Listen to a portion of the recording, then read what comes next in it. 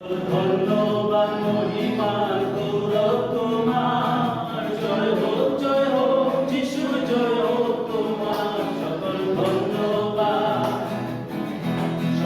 ধন্যবাদ মহিমা গৌরব তোমার, জয় হোক যিশু, জয় হোক তোমার। সকল ধন্যবাদ প্রশংসা পরাক্রম প্রতাপ তোমার, প্রশংসা পরাক্রম প্রতাপ তোমার। জয় হোক যিশু, জয় হোক তোমার। জয় হোক যিশু, জয় হোক তোমার। সকল ধন্যবাদ। জঘন্য পাপী আমি অতি দুরাচার, প্রেমে তোরালে মোরে প্রেম অবতার। জঘন্য পাপী আমি অতি দুরাচার, প্রেমে তোরালে মোরে প্রেম অবতার। প্রেমের অবতার তুমি, দয়ার অবতার। প্রেমের অবতার তুমি, দয়ার অবতার। জয় হোক যিশু, জয় হোক তোমার। জয় হোক যিশু, জয় হোক তোমার। সকল ধন্যবাদ। প্রভুতে আরোগ্যে মহিমা তোমার, সম্পদে বিপদে বাধা হয়েছ আমার। প্রভুতে আরোগ্যে মহিমা তোমার, সম্পদে বিপদে বাধা হয়েছ আমার। দয়ার উপর দয়া কত পেয়েছি তোমার, দয়ার উপর দয়া কত পেয়েছি তোমার। জয় হোক যিশু, জয় হোক তোমার। জয় হোক যিশু, জয় হোক তোমার। সকল ধন্যবাদ। পথে ঘাটে মাঠে বালক হয়েছ আমার, দেখেছি তোমার প্রেম ব্যবহার। পথে ঘাটে মাঠে বালক হয়েছ আমার, দেখেছি তোমার প্রেম ব্যবহার। অনুগ্রহ করিয়াছ কত শতবার, অনুগ্রহ করিয়াছ কত শতবার। জয় হোক যিশু, জয় হোক তোমার। জয় হোক যিশু, জয় হোক তোমার। সকল ধন্যবাদ। সকল ধন্যবাদ মহিমা গৌরব তোমার, জয় হোক যিশু, জয় হোক তোমার। সকল ধন্যবাদ।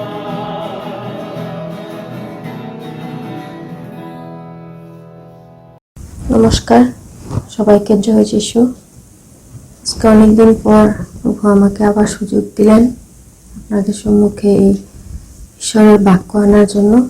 আসুন প্রভুর বাক্যতে যাওয়ার আগে আমরা ছোট একটা প্রার্থনা করি। হ্যাঁ, আমাদের স্বর্গস্থ পিতা, সর্বপ্রথম তোমাকে ধন্যবাদ দিই প্রভু গো, যে তুমি আমাকে তোমার বাক্য বলার জন্য সুযোগ দিয়েছো প্রভু। এবং আমার এই তোমার বাক্য প্রভু গো, যারা শুনবে গো প্রভু, প্রত্যেকের হৃদয়ে গো প্রভু তুমি কথা বলো এবং পবিত্র আত্মা দ্বারা আমাদের পরিচালিত করো। তুমি প্রত্যেককে ভালো রাখো। ক্ষুদ্র প্রার্থনা আমাদের দান কথা প্রভু যিশুর নামে চাই, আমেন। আজকে যেটি টপিক আমি আপনাদের কাছে শেয়ার করতে চাই সেটা হলো যে দৃষ্টান্ত সম্বন্ধে। প্রভু যিশু যখন এই পৃথিবীতে ছিলেন, উনি সবসময় দৃষ্টান্ত এবং থেকে একটি উদাহরণ দিয়ে আমাদের জীবন পথে চলার জন্য এবং স্বর্গরাজ্য কিরূপ হইবে উনি সবসময় একটি দৃষ্টান্ত দিতেন। এবং উনি ওনার জীবনকালে মোট 14টা দৃষ্টান্ত উনি দিয়েছেন আমাদের জন্য। এবং সেই 14টা দৃষ্টান্ত থেকে আমি একটা উদাহরণ বা দৃষ্টান্ত, যেটা আমি প্যারাবলস, ইংলিশে যেটাকে প্যারাবলস বলে, আমি প্যারাবলস অফ দ্য সোয়ার মানে বীজ বাপকের দৃষ্টান্তটা আজকে আপনাদের কাছে কিছু এটার সম্বন্ধে বলতে চাই। আমরা বীজ বাপকের দৃষ্টান্তটা অনেক আপনার লোক, মথি এবং মার্কে আমরা তা লেখা আছে। আমি এখানে মথি 13 অধ্যায় 4 থেকে আমি একটু পড়ছি। তিনি কহিলেন, দেখো, বীজ বাপক বীজ বপন করিতে গেল। বপনের সময় কতক বীজ পথের পাশে পড়ল। তাহাতে পক্ষীরা আসিয়া তাহা খাইয়া ফেলিল। আর কতক বীজ পশাময় ভূমিতে পড়ল, যেখানে অধিক মৃত্তিকা ছিল না। তাহাতে অধিক মৃত্তিকা না পাওয়াতে তাহা শীঘ্র অঙ্কুরিত হইয়া উঠিল, কিন্তু সূর্য উঠিলে পর পুড়িয়া গেল এবং তাহার মূল্য না থাকিতে শুকাইয়া গেল। আর কত বীজ কাটা বনে পড়ল, তাহাতে কাটা গাছ বাড়িয়া তাহা ঝাঁপিয়া রাখিল। আর কতক বীজ উত্তম ভূমিতে পড়ল ও ফল দিতে লাগলো, কতক কতক শতগুণ, কতক 60 গুণ ও কতক 300 গুণ। যাহার কান থাকে সে শোনো। আমরা যখন স্কুলে পড়তাম বা কলেজে পড়তাম, আমাদের টিচাররা যখন আমাদেরকে কোনো চ্যাপ্টারের উপরে যখন কোনো উদাহরণ দিত বা এক্সাম্পল দিত, তখন আমাদের খুব ইন্টারেস্টিং দিয়ে আমরা জিনিসটা বুঝতে পারতাম যে এইভাবে মানে জিনিসটাকে এইভাবে প্রেজেন্ট করলো, এবং যেগুলো উদাহরণ দিত সেই উদাহরণটা আমরা খুব ইজিলি আমরা পড়াটা আমরা বুঝতে পারতাম। ঠিক সেইভাবে প্রভু যিশু এই দৃষ্টান্ত দ্বারা আমাদের জীবনে একটি সুন্দর কথা উনি আমাদেরকে বলে গেছেন। বীজ বলতে আমরা এখানে যেমন বীজ বলতে আমরা কি বুঝি? বীজ বলতে আমরা ঈশ্বরের বাক্য বুঝি। ঈশ্বরের বাক্য কথাটা আমরা যখন বলি, তখন ঈশ্বরের বাক্য আমাদের জীবনে কত মূল্যবান ঈশ্বরের বাক্য। আমরা যখন ঈশ্বরের বাক্য পড়ি বা ঈশ্বরের বাক্য অনুযায়ী আমরা জীবনে চলি, তখন আমাদের জীবনে কিন্তু অনেক শান্তি থাকে, সুখ থাকে। এবং ঈশ্বরের বাক্য যখন আমরা পড়ি, তখন আমাদের কি হয়? আমাদের পরিবর্তন আসে। পরিবর্তনটা কি? আমাদের মন পরিবর্তন হয়। সেই জন্য আমি যখন রোমীয় 12 অধ্যায় আমরা যখন পড়ি, দেখবেন বাইবেলের একটি গল্প, প্রভু যে কথা বলছেন একটির সঙ্গে আর একটি মিল থাকে। এখানে আমরা যখন রোমীয় চ্যাপ্টারটা পড়ি, তখন রোমীয় চ্যাপ্টার 12 অধ্যায় আমরা যখন পড়ি, দুই পদটাই আমি পড়ছি। আর এই যুগের অনুরূপ হইও না, কিন্তু মনের নূতনকরণ দ্বারা রূপান্তরিত হও, যেন তোমরা পরীক্ষা করিয়া জানতে পারো ঈশ্বরের ইচ্ছাকে, যাহা উত্তম, প্রীতিজনক ও সিদ্ধ। এখানে আমরা এটাই বলতে পারি, যখন আমরা প্রভুর বাক্য যখন পড়ি, তখন আমাদের কি হয়? আমাদের হৃদয়টা পরিবর্তন হয়। আমরা নতুন একটি জীবন আমরা পাই, নতুন একটি আনন্দ আমরা পাই। এখানে আমরা এটাই জানতে পারি যে ঈশ্বরের মানে বাক্য অনুসারে এবং মন পরিবর্তন না করা পর্যন্ত আমরা কোনোদিনও প্রভুর পথে আমরা চলতে পারবো না। আমরা যখন এই বীজ বপনের দৃষ্টান্তটা যখন আমরা দেখি, তখন আমরা এখানে যেমন দেখতে পাই যে পক্ষীরা আসিয়া তাহা মানে একটি বাক্য যখন ধরেন একটি বীজটাকে পথের ধারে ফেলানো হয়, পথের ধারে গিয়ে পড়েছে, মানে কি যখন পাখিরা এসে তা খেয়ে নেয়, মানে শুনেও মানে আমরা যারা না শোনার মতো করে, প্রভুর বাক্য শুনেও যারা না শোনা মতো করে, তাদেরকে সেই মাটি মানে বীজ এবং মাটি, বীজগুলো কই পড়ে? বীজগুলো মাটির উপরে পড়ে। তো মাটিটাকে কম্পেয়ার করা হয় বা মাটিটাকে আমাদের জীবনের সঙ্গে কম্পেয়ার করা হয়। আমরা মানুষ যেরকম আমরা মাটি দিয়ে তৈরি, বীজটা হলো ঈশ্বরের বাক্য। মানে কি, যদি সেই পথের ধারে পড়ে, মানে সেই মাটিতে পড়ে যেখানে কোনো পাখিরা এসে খেয়ে নেয়, মানে কি এটা মানে আর কোনো মূল্য থাকে না, কথাটার কোনো মূল্য থাকে না, শুনেও না শোনার মতো হয়। তারপরে আরেকটা যখন আমরা বাক্য পড়ি, তখন যেরকম একটি বীজ যেরকম মানে এমন একটি মাটির মধ্যে পড়লো যেখানে মানে অধিক মাটি নাই এবং সূর্য উঠলে পরে পুড়িয়া গেল, আর তাহার মূল্য না থাকাতে শুকাইয়া গেল। মানে কি, আমরা যেমন পৃথিবীর মধ্যে যখন আমাদের অনেক ওয়ার্ল্ডলি ডিজায়ার যখন থাকে, পৃথিবীর অনেক আনন্দের মধ্যে আমরা চলতে চাই, তখন কি হয়? আমাদের প্রভুর বাক্য আমরা জানি না, এবং আমাদের যখন সেই যে একটি মানে কঠিন যখন একটা সূর্যের রশ্মি বা আমাদের যখন জীবনের উপরে যখন একটি কর্তব্য দেওয়া হয় বা তখন আমরা মানে কি হয়, আমরা চলতে যেরকম পারি না, আমরা যেন ইমব্যালেন্স মতো হয়ে যায় জীবনটা। তার মানে কি, শুকিয়ে যায়। আমাদের ঈশ্বরের বাক্য যখন আমরা পড়ি না, তখন আমাদের জীবনটা কি হয়, শুকনা হয়ে যায়। তো বাক্যটা মানে বীজ, মানে প্রভুর বাক্য সঙ্গে বীজটাকে প্রভুর বাক্য সঙ্গে কি করা হয়েছে, তুলনা দেওয়া হয়েছে। এই জন্য প্রভুর বাক্য ছাড়া আমাদের জীবনটা কি হবে, শুকিয়ে যাবে, আমাদের কোনো আনন্দ থাকবে না, কিছুই থাকবে না। তারপরে আমরা যখন আরেকটি বীজ আমরা দেখতে পাই, সেটা হলো গিয়ে কাঁটা বনের উপরে পড়লো।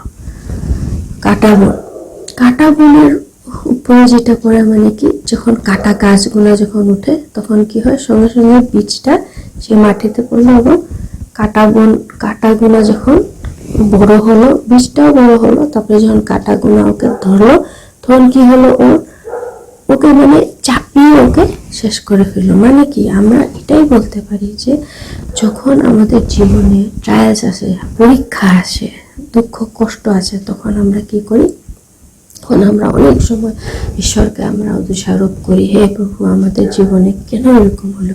কিন্তু আমরা আবার যখন আমরা বাইবেলের দিকে যখন যাই, দেখবেন বাইবেলের প্রত্যেকটি বাক্যের সঙ্গে এক একটি চ্যাপ্টারের সঙ্গে এক একটি চ্যাপ্টার মিল থাকে। আমরা যখন জেকব পড়ি, জেকবের এক অধ্যায় 12 থেকে 14 পদ, কিন্তু আমি খালি এখান থেকে পড়ছি যে, কেননা মন্দ বিষয় দ্বারা ঈশ্বর পরীক্ষা করা যাইতে পারে না, আর তিনি কারো পরীক্ষা করেন না, কিন্তু প্রত্যেক ব্যক্তি নিজ কামনা দ্বারা আকৃষ্ট ও প্ররোচিত হইয়া পরীক্ষিত হয়, পরে কামনা সগর্ভা হইয়া পাপ প্রবেশ করে এবং পাপ পরিপক্ক হইয়া মৃত্যুকে জন্ম দেয়। তার মানে কি, আমরা যদি বলি যে এই বিলিফ এবং কষ্টটা আমাদের জন্য, কেন আমাদেরকে ঈশ্বর আমাদেরকে এরকম কষ্ট দিল, ঈশ্বর আমাদেরকে কোনোদিনও কষ্ট দিতে পারেন না, উনি আমাদেরকে কোনোদিনও পরীক্ষা করেন না, কিন্তু প্রত্যেক ব্যক্তি নিজ কামনা দ্বারা আমরা নিজেদেরকে আমরা পরীক্ষায় ফেলাই। আমাদেরকে ঈশ্বর পরীক্ষা আমাদের জীবনে আসে, কিন্তু আমরা তো নিজের কষ্ট নিজে আমরা পরীক্ষায় ফেলাই, এবং সেই পরীক্ষা যখন আমরা পাপের পথে চলি, তখন এটা কি হবে, পাপটা পরিপক্ক হয়ে কি হয়, মৃত্যুকে জন্ম দেয়। মৃত্যু সকলের উপরে আসবে, সকলের উপরে মৃত্যু আসবে, কিন্তু মৃত্যুকে জয় করা হলে আমাদের আসল খ্রিস্টীয় জীবন। কারণ কি, প্রভু যিশু নিজে মৃত্যুকে জয় করিয়াছেন। সেই জন্য আমাদেরকেও মৃত্যুকে জয় করতে হবে। কিভাবে মৃত্যুকে জয় করতে হবে? আমরা যদি পাপের পথে না চলি, প্রভুর বাক্য অনুযায়ী আমরা জীবনে চলি, তখন আমরা মৃত্যুকে জয় করতে পারবো। তারপরে আমরা একটি বীজ, যেরকম আমি যেমন বললাম, এই যে পথের ধারে যেগুলো বীজগুলো পড়ে, সেগুলো বীজ অনেক সময় আমরা দেখতে পাই যে মানুষ যারা প্রভুকে জানে আছে, বুঝে আছে, তারপরেও যেন তারা প্রভুকে জানতে চেষ্টা করে না, বুঝতে চেষ্টা করে না, প্রভুর পথ থেকে দূরে সরে যায়। তাদের হৃদয়ে ঈশ্বরের বাক্যটা বাস করে না। সে বাক্যটা যেরকম ওদের হৃদয়ে গিয়ে ঢুকে না, তা যেন কিরকম একটি শুকনা একটা মাটির উপরে যেরকম পড়লে বীজটা হয়, ঠিক সেইভাবে কম্পেয়ার করা যায়। কান থাকতেও মানুষে অনেক সময় ঈশ্বরের বাক্যটা শোনার না চেষ্টা করেও তারা শুনতে চায় না। অনেক সময় হয় যেরকম শয়তান কোনোদিনও চায় না যে আমরা প্রভুর বাক্য শুনবো, প্রভুর পথে চলবো। সেরূপ আমরা যখন শেষের যেটা আমরা পড়তে চাই, সেটা হলো যে কিছুটা বীজ কোনখানে পড়লো, উত্তম ভূমিতে পড়লো। উত্তম ভূমি, আমি তো আগেই বললাম যে মাটিকে আমাদের জীবনের সঙ্গে আমরা মানুষ, আমরা মাটি, মানে উত্তম মাটিতে বলে। এখন উত্তম মাটি বলতে এটাই বোঝা যায় যে যারা সৎ ও উত্তম হৃদয়ের লোক, সৎ এবং উত্তম হৃদয়ের লোক। আপনারা যদি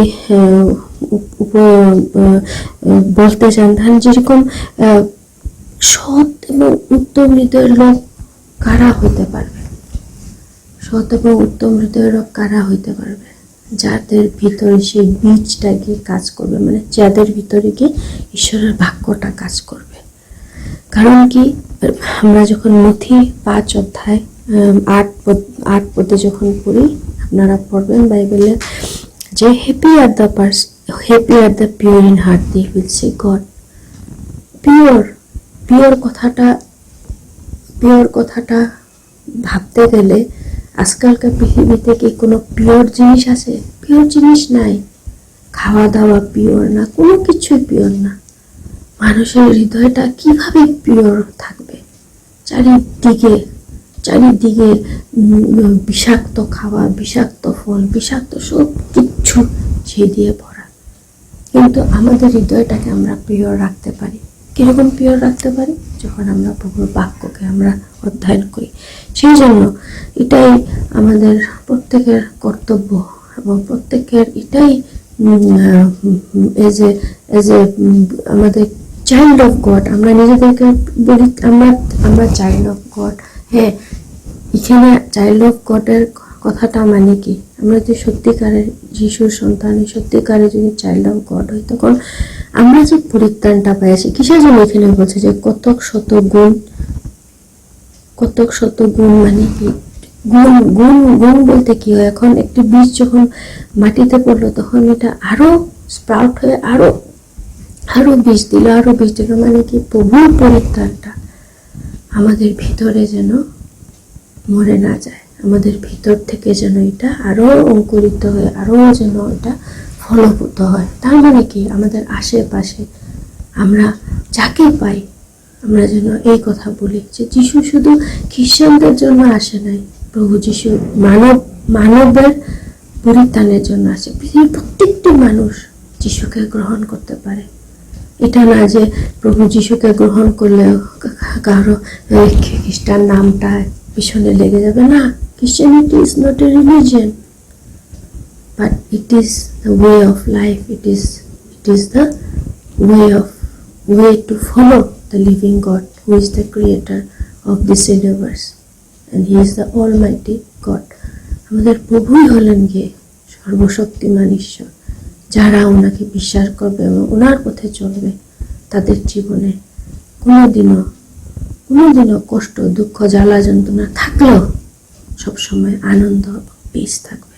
সেজন্য এটাই আমার সকলের কাছে নিবেদন, যেন আমরা অঙ্কুরিত হয়ে যেন আরো যেন বাড়ি মানে আমরা যেন অন্যদেরকেও প্রভুর সেলিব্রেশন, প্রভুর পরিত্রাণটা যেন মানুষদেরকে আমরা পৌঁছাতে পারি।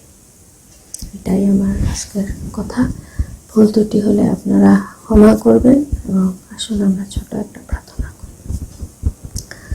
সমস্ত পিতা, সর্বপ্রথম আমাকে ধন্যবাদ দিই প্রভু, যে তোমার বাক্য আমাদের হৃদয়ে প্রভু স্থান করুক। তোমার বাক্য যেন আমরা প্রত্যেকে অধ্যয়ন করি। তোমার বাক্যটা যেন আমাদের হৃদয়ে প্রভু উত্তম হৃদয় যেন আমরা নিজেদেরকে করতে পারি, এবং তোমার বাক্যটা যেন আমাদের জীবনে আরো ফলপ্রদ হয়। এবং যারা প্রভু তোমাকে জানে না, যারা তোমার পরিত্রাণ জানে না, তাদেরকে যেন প্রভু আমরা তোমার পরিত্রাণ দেখাইব প্রভু, যে তুমি জীবন্ত প্রভু। তুমি প্রত্যেকে আশীর্বাদ করো যারা এই বাক্য শুনিয়াছে, এবং প্রত্যেকের ঘরে তুমি শান্তি দিও প্রভু, প্রত্যেককে তুমি সুস্থ রাখো। বিশেষ করিয়া এই যে মহামারীর সময় প্রভু, এই ভাইরাসটা যেন কাউকে ছয় না, এবং আমাদের পৃথিবীটা যেন সুস্থ হইয়া যায় প্রভু। এই ক্ষুদ্র প্রার্থনা একমাত্র দান করতে প্রভু যিশুর নামে।